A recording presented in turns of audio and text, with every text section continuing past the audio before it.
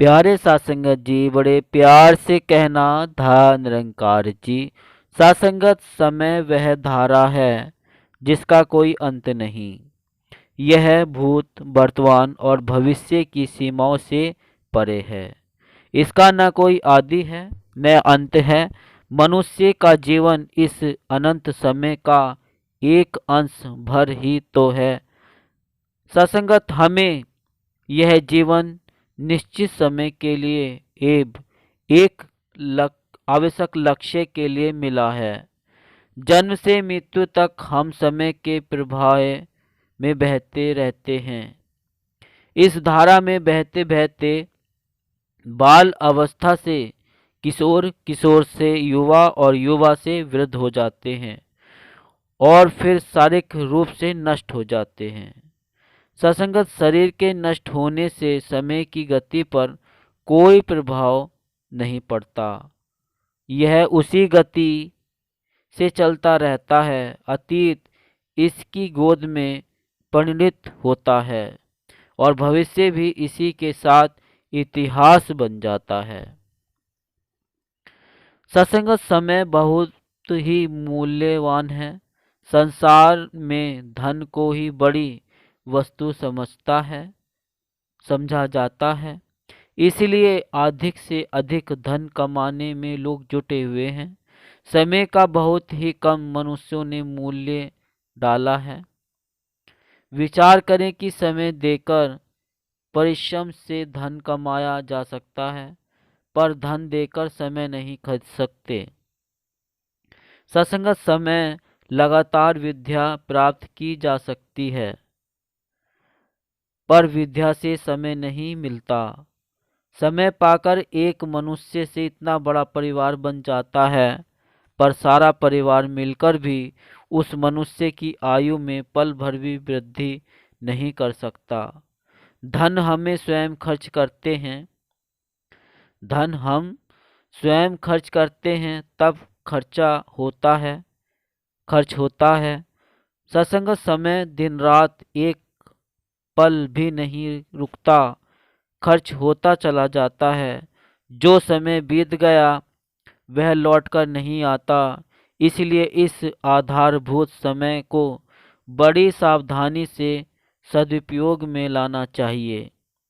प्रकृति का हर कार्य समयानुसार चलता है।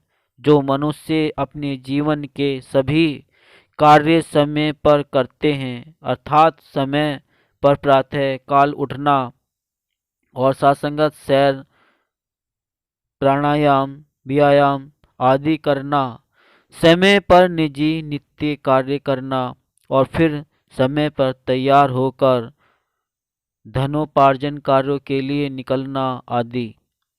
सत्संगत सभी कार्य समय पर करने से एक मर्यादित जीवन बन जाता है। ऐसा व्यक्ति परिवार में, रिश्तों में, समाज में और हर खुशी या गमी के अवसरों पर समय पर पहुंचकर सहयोग देता है।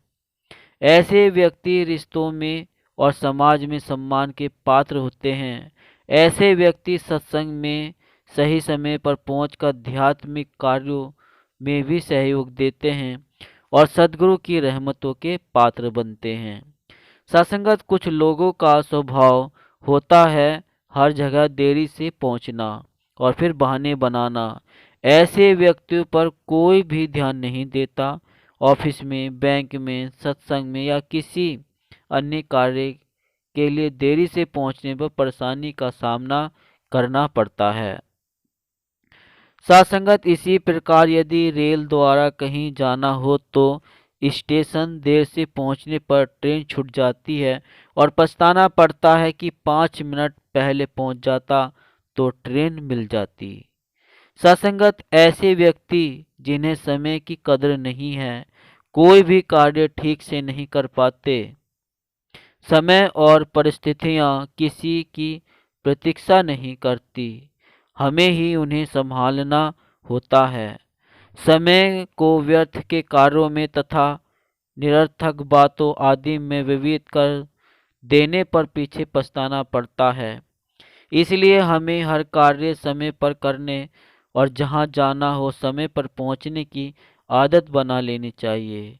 इससे कार्य भी हो जाते हैं और मन भी प्रसन्न रहता है। सत्संगत मनुष्य का समय के साथ गहरा संबंध है। अच्छी या बुरी घटनाओं को समय पर आरोपित करके मनुष्य इसे अच्छे या बुरे समय की संज्ञा देता है। समय न अच्छा होता है न बुरा, वह तो अच्छाई बुराई दोनों से निरपेक्ष होकर अपनी गति से चलता रहता है। सत्संगत समय की धारा में मनुष्य के साथ काम, क्रोध, लोभ, मोह और अहंकार भी विचरण करते रहते हैं।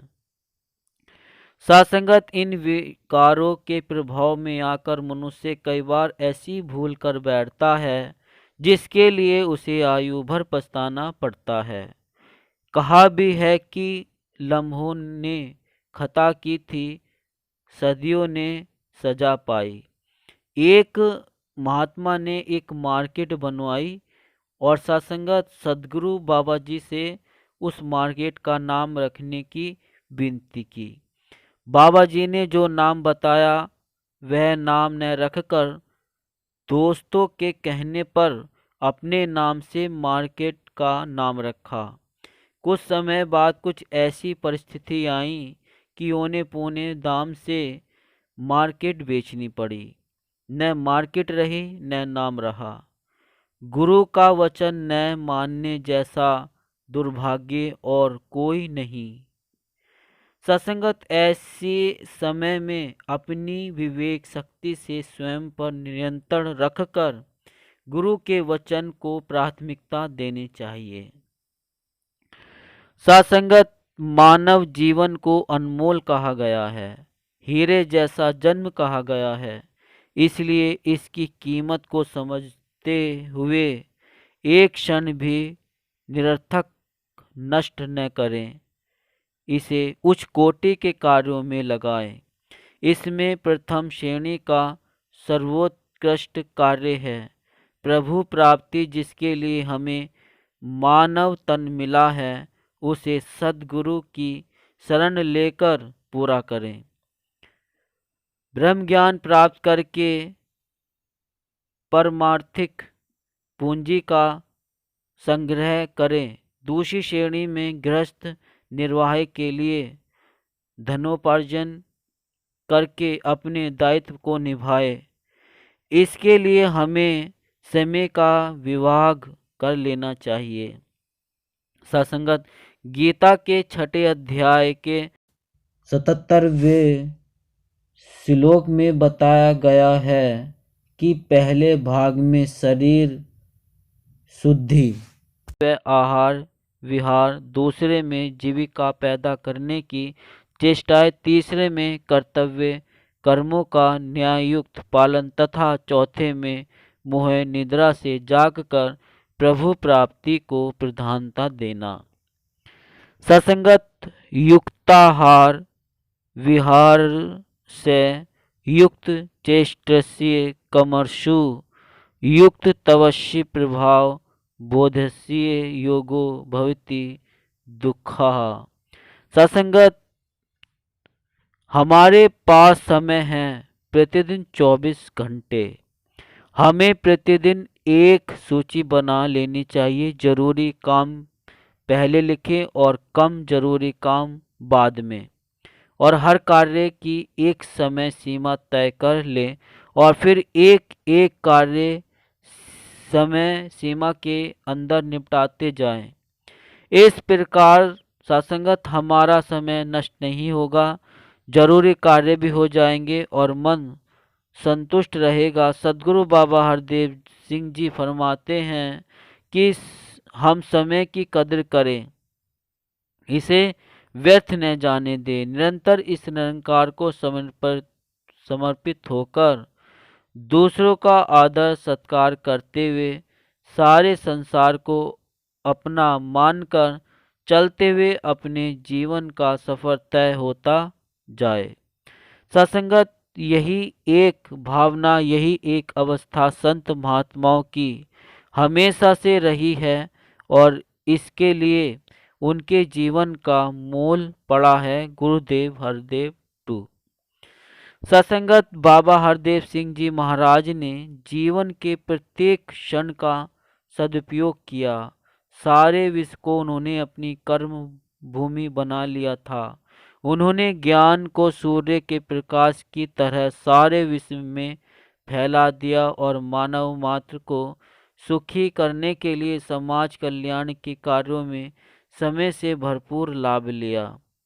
उनके साथी महात्माओं ने भी बिना किसी विशेष सुविधा और साधनों के सर्दी गर्मी बरसात आदि की परवाह न करते हुए बाबा जी के कार्यों में भरपूर साथ दिया।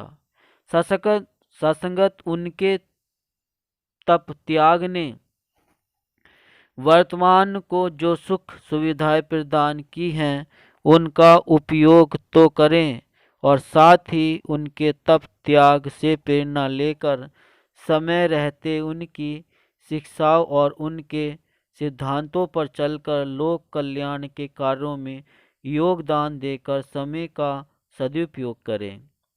सत्संगत यही यदि हम मोह निंदा से जग कर हर कार्य को निरंकार की ओर से दी गई सेवा समझकर करें, अर्थात गृहस्थ में रहते हुए जो भी हमारे कर्तव्य कर्म हैं उन सब कर्मों का लक्ष्य निरंकार को बना लें तो हमारे लौकिक कार्य भी अलौकिक बन जाएंगे। सत्संगत हमारा हर कार्य भक्ति बन जाएगा और समय का सदुपयोग भी माना जाएगा। सत्संगत हमारे जीवन का मुख्य लक्ष्य प्रभु प्राप्ति और इसमें एकाकार होना है। इसके लिए हमें सत्संग और परमात्मा के कार्यों के लिए सदा तत्पर रहना होगा।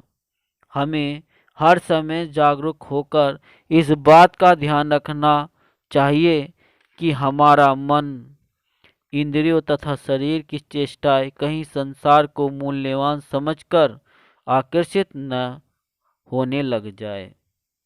सत्संगत सद्गुरु की शिक्षाएं जो हमें समय समय पर मिलती रहती हैं, हर समय हमारे लक्ष्य सिद्धि की जागृति बनी रहे और हर समय सद्गुरु के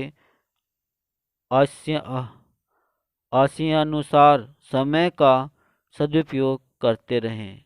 सत्संगत अगर आपने अभी तक चैनल को सब्सक्राइब नहीं किया है तो संदेश निरंकारी का चैनल को सब्सक्राइब कर दीजिए और बेल आइकन भी प्रेस कर दीजिए। प्यार से कहना धन निरंकार जी।